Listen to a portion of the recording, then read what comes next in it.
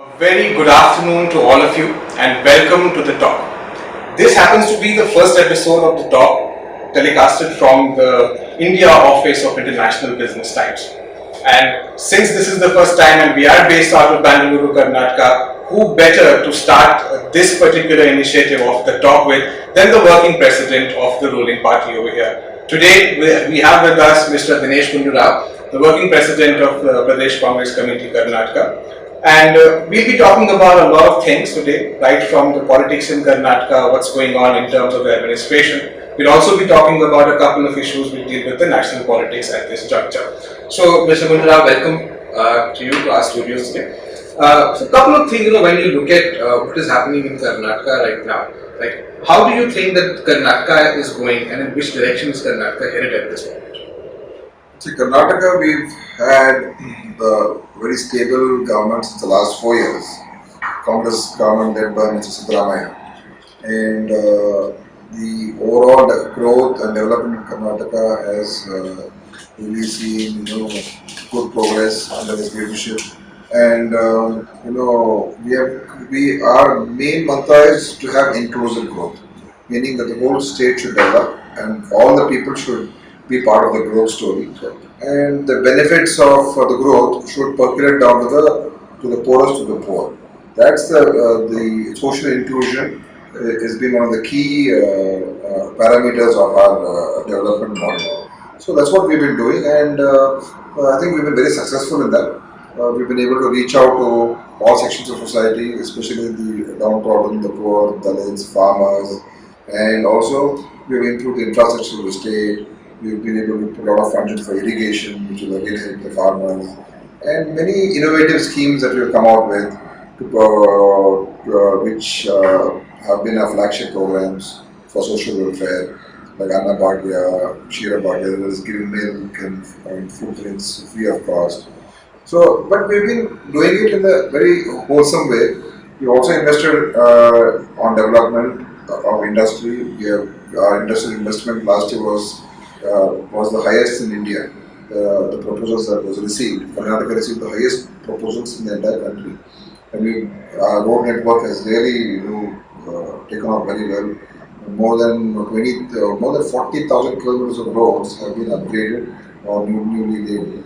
So tremendous work all across. We are stable in terms of power generation and supply of power, and so. It's been a good 4 years for Karnataka. After the previous regime, BJP, where we saw so much of instability and corruption, and chief minister going to jail, ministers going to jail, and Bangalore as a brand itself was suffering. Today we are putting a lot of money into Bangalore also, and we're seeing huge amounts of work which are being undertaken. So I think overall Karnataka is heading in the right direction. Right. So if you look at the national scenario, the Congress party hasn't really fared well, right? There's been a massive setback to Congress in almost all the states except Punjab very recently. So how do you think that this thing, the entire Modi wave as people are talking about currently across India, how do you think this is going to translate into for Congress party in Karnataka in 2017? Well, in 2014, definitely we have to accept that yes, Modi wave was there, and 10 years of UPA, though we did a lot of good work, but somehow I don't think we could translate that work into benefiting the government and in that sense the party. I think we made a few errors in the projection of our leaders, and we were not able to communicate our development to the people. People didn't even know what we had done. In fact, some landmark work was done. Anti-corruption measures were taken. So that's a very interesting point that you made, that admitting to all these things. Not many Congress leaders are still admitting to all of these. Yeah, but I think we have to admit that yes, we went wrong somewhere, because we came up with so many good programs for like Karnataka, even in the UP, it was always an inclusive growth model. We were looking at liberalizing and reforming the economy. At the same time, seeing the benefits go down to all the people, all religious communities. So that was the model. So we failed to somehow give that, and plus the issues of corruption, especially those few big scandals, which I think have been over highlighted also. the Turkish But they're true, right? That doesn't happen. Like, look at what happened. Look at what happened. With the Turkey scam. Look at what happened. In the Commonwealth Games. Where one air conditioner was rented for 1.5 lakh rupees per day, as opposed to having purchased it for 30,000 or 40,000 rupees. See, there were mistakes made by some people, but not the government as such. Not the Prime Minister, not at the level of senior ministers. It was never there.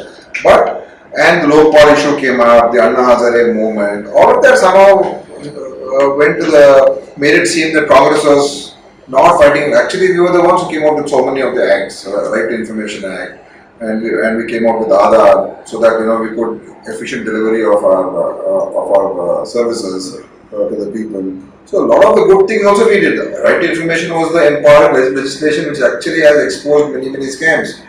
Yes, maybe we also got affected by it, but at the same time we did the Lokpal also ultimately we passed the Lokpal. We did have a Lokpal, but today nobody talks about the Lokpal. It's been 3 years of Modi government. No Lokpal has been appointed. Neither has Kejriwal appointed a Lokayukta in Delhi. These were the people who exploited that movement politically. So, and Modi came in with his false claims. I can say that Modi has fooled the people in this country because he has claimed many things, he has told people many things, but after coming into government, he has literally failed on every front. They said we will give jobs for youths, they're a complete failure, economy is actually not taken off. They're talking about GDP growth, all that, but on ground, if you see, it's not visible. Real estate is down, business is down, trade is down, so agricultural sector has been affected. So where is the benefits are going for the big corporates, big rich people? Unfortunately, that's become their. So, and on every issue, they have tried to polarize this country. In the last 3 years, if you look back now, I think the country is worse off. Today, there is so much of divisiveness. There is internal security is a problem. Kashmir is worse off. Youths are worse off. Farmers in this country are worse off. So who's got the benefit? I can say maybe some big corporate houses may have got the benefit, but in the 3 years of Modi government, Achhe Din is not. It's become Bure Din. Achhe Din, I don't see Achhe Din, and people are questioning everyone's nationality. Their patriotism. Today, if you support the BJP and the agenda, you become patriotic. If you don't support the agenda, you become anti-national. And then issues about beef slaughter, cow slaughter, then this Romeos and love jihad, and unnecessary issues where people are debating ad nauseum, but it's literally of no consequence for the people in this country. But we've been diverted. So I would say Modi is a total failure in the 3 years. There is no Achhe Din. It's bad days, and I don't see things improving also. Right. So on that note, we'd like to remind our viewers right now that today we are in conversation in this program, The Talk, with Mr. Dinesh Gundu Rao, working president of Pradesh Congress Committee, Karnataka. You must have noticed something, that we are not really interrupting Mr. Dinesh even when he's talking, because we don't really believe in that kind of journalism. Idea is to get back to the classic journalism wherein we let people speak. So coming back to you, Mr. Dinesh, and talking about BJP back in Karnataka, how do you think that in the coming election, what kind of competition are you going to face from BJP in the coming election? Well, our principal opposition is going to be with the BJP. They are going to be our main opponent. JDS party also is there. So in some places, Congress fights JDS. Right. In about 9 districts, and the remaining 21 districts we fight the BJP. So Congress is there everywhere, now 30 districts. But some places, JDS in the old Mysore region of Karnataka, we fight JDS. But our main fight is going with the BJP. And today, the situation is BJP in Karnataka is in shambles, basically, because the corrupt leadership which they had before when we came to power, they are the same people who are heading the BJP today. The same Mr. Yediyurappa, who was responsible for so many scandals, and so many cases have been booked against him, and so many investigations still going on against him.